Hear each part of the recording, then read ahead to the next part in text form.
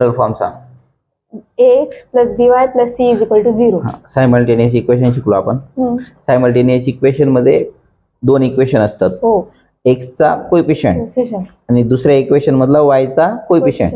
पहिल्या इक्वेशन मधला y चा कोएफिशियंट आणि दुसऱ्या इक्वेशन मधला x चा कोएफिशियंट जर सारखा असला म्हणजे क्रॉस व्हॅल्यू जर सेम असला तर ते इक्वेशन कसं सोडवतात? पहिले आपण ऍडिशन करतो. अच्छा. मग ते इक्वेशन येतं, मग ते डिवाइड करून घेतो त्या संख्येने. बरोबर.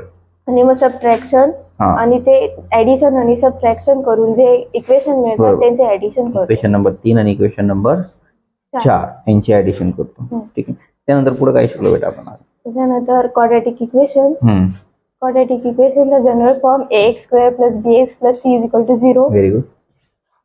त्याच्यामध्ये फॅक्टरायझेशन, कंप्लीटिंग स्क्वेअर मेथड आणि फॉर्म्युला मेथड. अच्छा. फॅक्टरायझेशन मेथड कशी सोडवतात? फॅक्टरायझेशन मेथड पहिले त्या क्वाड्रॅटिक इक्वेशन म्हणजे तो क्वाड्रॅटिक कोएफिशियंट असतो ना त्याची आणि कॉन्स्टंटची इंटू मधल्या लिनियरची लिनियर असतो ऍडिशन. फॉर्म्युला मेथडचा फॉर्म्युला कोणता आहे बेटा? फॉर्म्युला मेथडचा x = -b in root b² -b नंतर डायरेक्ट इन रूट आहे का? चिन्ह नाही का मध्ये काही? + इन रूट b² - 4ac/2a. अच्छा. कंप्लीटिंग स्क्वेअर मेथडचा फॉर्म्युला माहिती आहे? हो. सांग. ax² + bx plus b/2² - b/2² plus c = 0. सोडवता येते? हो. Alpha plus beta. Alpha + beta = -b/a.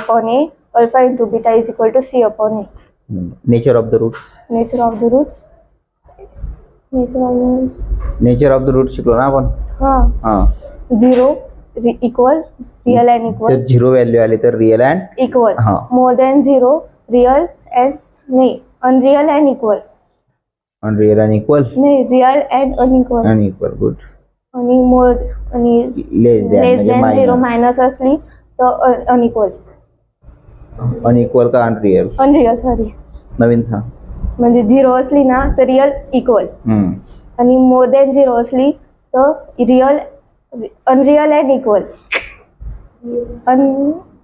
Real आणि अनइक्वल. आणि लेस दॅन म्हणजे मायनस असली ना तर अनरियल असते. ठीक आहे. क्वाड्रॅटिक इक्वेशन तयार करायचा फॉर्म्युला माहिती? x² alpha + beta x plus alpha * beta = 0. अच्छा. सगळं समजलेलं आहे. पायथागोरस थेरम मध्ये सगळ्यात सोपा थेरम कुठला आहे? पायथागोरस थेरम मध्ये पायथागोरस ट्रिपलेट. काय आहे पायथागोरस ट्रिपलेट? काय आहे? लार्जेस्ट जे संख्या असते तिचा स्क्वेअर = अदर टू साइडचा स्क्वेअरची बेरीज जर इक्वल असेल तर पायथागोरस ट्रिपलेट असतो, नसेल तर पायथागोरस ट्रिपलेट नसतो. पायथागोरस थेरम मध्ये हार्ड कुठलं आहे? अवघड कोणतं आहे? अजून नाही समजलं. म्हणजे आता पुढे जाऊ ना म्हणजे पुढचे जे थेरम असतील ते समजले तर सोपं आहे, नाही समजले तर अवघड. समजणार नाही असं कशावरून? म्हणजे आता प्रॅक्टिस नाही केली तर नाही समजणार, प्रॅक्टिस केली तर समजेल. अजून काय काय प्रश्न राहिले माहिती? थेरम माहिती आहे सिमिलॅरिटी मधले? बोल. सिमिलॅरिटी पहिलं चॅप्टर. पहिला basic proportionality theorem, angle bisector theorem, 3 parallel line. Basic proportionality theorem सांग.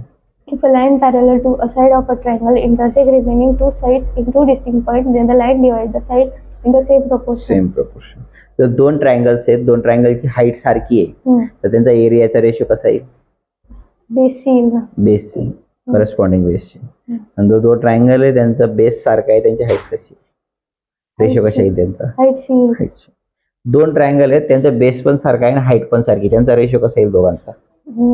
बेस इंटू हाईट म्हणजे दोन ट्रायंगल आहेत, दोघं ट्रायंगलचा बेस पण सारखा आहे आणि हाईट पण सारखा आहे, त्यांचा रेशो कसा आहे? काय येतो? हाईट पण सारखी आणि इक्वली ना मग इक्वली. एरियाच इक्वल येतो त्यांचा, म्हणजे त्यांचा रेशो 1:1 येतो. ज्यावेळेस दोन ट्रायंगलचा बेस पण सारखी आहे आणि हाईट पण सारखी आहे तर त्यांचा रेशो काय येतो? 1:1. अजून प्रॉपर्टीज शिकलो. अच्छा. कुठल्या? Ratio of areas of two triangles is equal to the products of their ratio, base and corresponding heights. अजून areas of triangles is equal to heights are proportional to their corresponding base. Areas of triangles is equal to the base are proportional to their corresponding heights. Triangle माहिती का तुला? किती प्रकार आहेत triangle? Triangle मध्ये हा, triangle equilateral triangle माहिती? Equilateral triangle, समांतरभुज त्रिकोण, समभुज. समभुज, इंग्लिश मध्ये सांग गोष्ट. आयसोस्केलेस ट्रायंगल, स्केलन ट्रायंगल. हे कशावर डिपेंड असतात हे ट्रायंगल? हे ट्रायंगल अँगलवर डिपेंड नेट असतात. साइडवर आणि अँगलवर डिपेंड असणारे कोणते? Acute angle, right angle triangle, obtuse angle. Thank you.